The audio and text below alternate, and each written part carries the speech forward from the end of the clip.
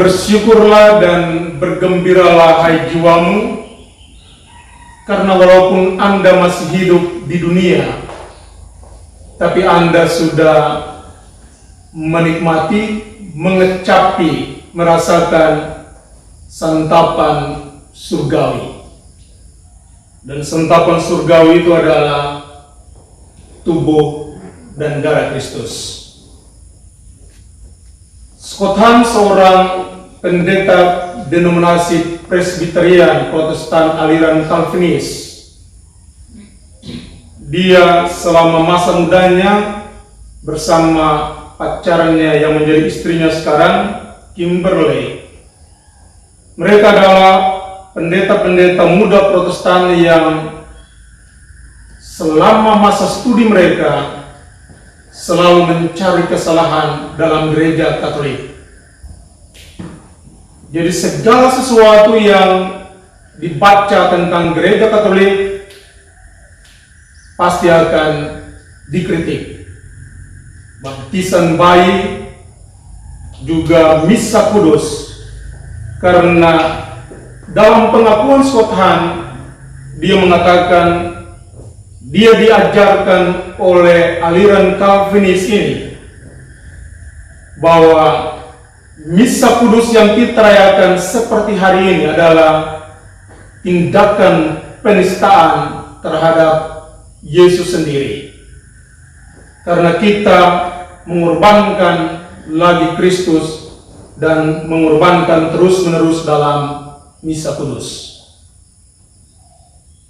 Tetapi Scott Hahn jauh, karena dia adalah seorang yang pintar dalam ilmu ketuhanan atau teologi. Tapi dia juga adalah ahli kitab suci, atau dalam bahasa teologis dibilang exeget, orang yang betul-betul mengerti dan memahami isi kitab suci seluruhnya. Maka dia lalu mencari sesuatu yang dari segi otak dia punya semua, karena dia adalah orang pintar. Mau bicara tentang ilmu ketuhanan, teologi apapun pasti dia tahu. Mau bicara kitab suci dari kitab Kejadian sampai Wahyu, dia tahu semua. Tapi dia merasakan ada sesuatu yang hilang dalam hati dan jiwanya, dan dia terus mencari itu. Karena itu akhirnya pada tahun 80 sampai 90, dia akhirnya menjadi seorang Katolik, dibaptis bersama istrinya Kimberly dalam gereja Katolik. Tapi perjalanannya sungguh sangat luar biasa, karena dia menceritakan dalam bukunya yang terkenal, Rome Sweet Home, Roma adalah rumahku. Dan buku ini sangat populer karena menceritakan pengalaman Scott Hahn dari seorang Protestan menjadi seorang Katolik. Dan apa yang dia dikisahkan di sana? Suatu kali dia tertarik untuk mengikuti misa kudus seperti ini. Karena itu ketika dia hadir dalam misa kudus, sebagai seorang Protestan tentunya dia harus was-was, hati-hati supaya jangan orang Katolik tahu bahwa di dalam gereja, dalam misa kudus pada saat itu ada seorang Protestan. Karena itu dia mengambil tempat yang paling belakang, dan di sampingnya ada kitab suci yang tentunya dia sudah tahu pokoknya isinya seluruhnya. Karena itu selama misa kudus berlangsung, ketika lagu pembukaan, giring-giring dibunyikan, imam masuk, segala sesuatu yang dibuat Tuhan kasihanilah kami, anak domba Allah, inilah tubuhku, inilah darahku, segala sesuatu. Lalu seakan-akan dia terdorong dari dalam hatinya untuk mengatakan kepada imam yang merayakannya, "Pastor, silakan berhenti, saya mau mengatakan apa yang kamu rayakan orang-orang Katolik saat ini." Tetapi dia tidak mengucapkannya, tapi dia lalu menulis dalam bukunya. Dan apa yang diungkapkan, apa yang dirayakan oleh orang Katolik pada saat misa kudus adalah perayaan yang tertulis seluruhnya dalam kitab Wahyu. Jadi kalau Anda membaca kitab Wahyu di sana, ada Tuhan kasihanilah kami, ada bunyi-bunyian, ada dupa, ada jubah, ada imam, ada anak domba Allah. Segala sesuatu yang terjadi dalam misa kudus itu dibaca atau terlihat nampak dalam misa dalam kitab Wahyu, ataupun sebaliknya isi kitab Wahyu tertuang dalam misa kudus.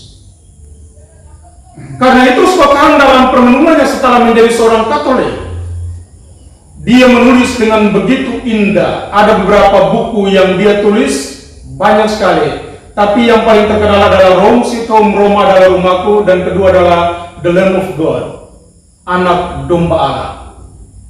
Di dalamnya dia mengatakan begini, misa kudus adalah perjamuan surgawi yang dilaksanakan di dunia di dalam gereja Kristus. Dan di manakah perayaan perjamuan surgawi itu dirayakan? Di dalam gereja Katolik. Dan justru inilah yang hilang dalam hati Scott Hahn. Karena selama dia menjadi seorang Presbyterian Protestan, dia tidak menemukan ini. Hanya di dalam gereja Katoliklah dia menemukan arti dan makna sesungguhnya dari apa yang dipraktekkan oleh gereja perdana, para rasul, dan generasi sesudahnya. Karena itu, bagi dia, hosti yang kita gunakan, anggur yang kita gunakan setelah dikonsekre, dikuduskan oleh tangan para imam, tidak lagi menjadi lambang, tapi dia adalah tubuh dan darah Kristus. Sekali lagi, dia adalah tubuh dan darah Kristus. Dan Scott Hahn ini, berapa hari lalu dia punya anak laki-laki, rupanya yang termuda Jeremy. Dia ditabiskan menjadi diakon. Diharapkan tahun depan bisa menjadi imam. Dan apa yang luar biasa dari kisah ini adalah bahwa ketika kita merayakan Ekaristi Kudus, kita berada di hadapan Yesus sendiri. Karena itu seorang pendeta Protestan pernah menantang orang-orang Katolik. Seandainya orang Katolik percaya bahwa Yesus ada di dalam tabernakel, maka ketika Anda masuk di muka gereja, di pintu gereja, Anda menanggalkan sepatu dan sandalmu, lalu berjalan dengan lutut sampai ke depan. Pendeta itu dia menantang orang Katolik seperti itu. Karena yang ada di hadapan kita adalah Yesus sendiri, yang Maha Kudus. Tapi ketika kita melihat kembali sikap dan tingkah laku kita, jangankan menerima, orang lewat saja tidak pernah hormat lagi, sembah sujud lagi di sana. Sebenarnya kita di Indonesia tidak diizinkan untuk menyambut komuni dalam tangan, tapi hanya karena alasan pastoral, banyak orang maka disambut di tangan. Cara yang paling indah adalah maju di depan, berlutut, buka mulut, imam meletakkan hosti di dalam mulutmu. Karena dia adalah yang Maha Kudus. Karena itu ketika kita merayakan pesta tubuh dan darah Kristus, kita diingatkan bahwa Yesus tidak jauh dari kita. Dia walaupun sudah naik ke surga, tetapi tubuh dan jiwanya, darahnya tetap tinggal bersama-sama dengan kita dalam Ekaristi Kudus. Disinilah kita memandang dia yang diam memandang kita. Kadang banyak masalah terselesaikan bukan dengan kata-kata kita, tapi hanya dengan sebuah kehadiran tanpa kata. Dan Yesus hadir di dalam Ekaristi Kudus tanpa kata, tanpa darah. Kalau di Golgota, di salib kamu melihat korban yang berdarah, maka dalam Ekaristi Kudus kamu melihat korban yang tanpa darah. Karena dia adalah Yesus yang tersamar dalam hosti kudus. Karena itu Bunda Maria pernah menampakkan diri kepada seorang perempuan yang namanya Katalina. Suatu kali Bunda membawa Catalina dan mengikuti misa kudus yang dirayakan oleh Uskup Agung. Jadi ketika pada saat konsekrasi Uskup Agung di altar begini, lalu Catalina diberikan penampakan oleh Bunda Maria, dia melihat para malaikat turun dari surga membentuk lingkaran corona setengah altar. Lalu mereka berlutut ketika hosti diangkat. Di manakah posisi Bunda Maria?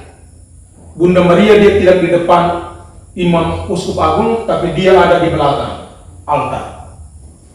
Lalu Bunda Maria bertanya kepada Catalina, "Catalina, apakah engkau mengerti apa yang kamu lihat?" Malaikat berlutut di hadapan altar, saya berada di belakang altar.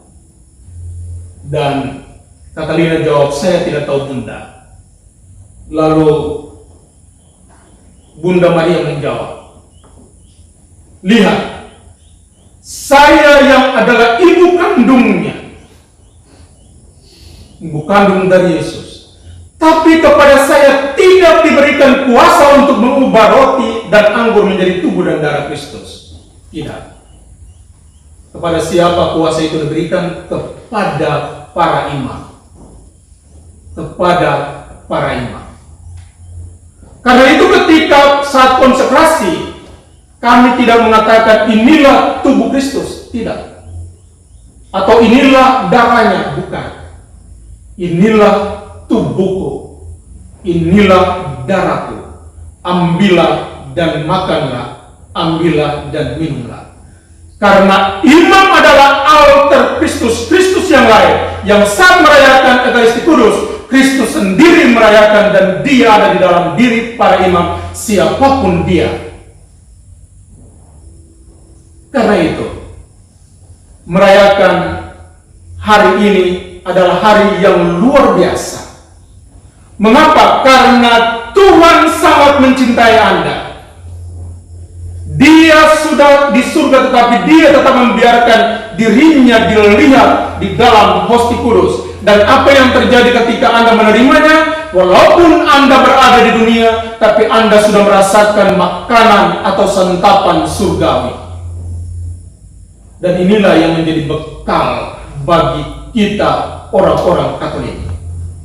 Karena itu di Amerika atau di dunia belahan dunia lain, orang-orang Katolik yang pada masa kecilnya seperti anak-anak ini, mereka menjadi Katolik, menyambut tubuh dan darah Kristus. Ketika dewasa, terpengaruh dengan aliran-aliran lain, mereka pindah ke agama lain. Tapi satu hal yang mereka rindukan adalah hosti kudus, yang tak pernah mereka dapatkan di gereja lain, dan mereka akan selalu merindukan itu. Karena itu, hosti kudus inilah yang memanggil pulang mereka kembali ke pangkuan gereja Katolik.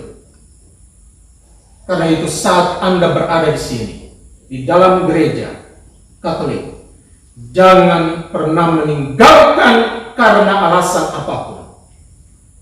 Karena disinilah Yesus mencurahkan cintanya sepenuhnya, bukan hanya di sabda yang kita dengar seperti ini, tapi dalam Ekaristi Kudus, hosti kuduslah Anda akan menemukan, tidak hanya mendengarkan dia berbicara, tetapi Anda akan menyantapnya dan masuk tinggal di dalam hatimu. Dialah yang akan menjadi bekalmu dalam perjalanan menuju rumah Bapa. Semoga demikian.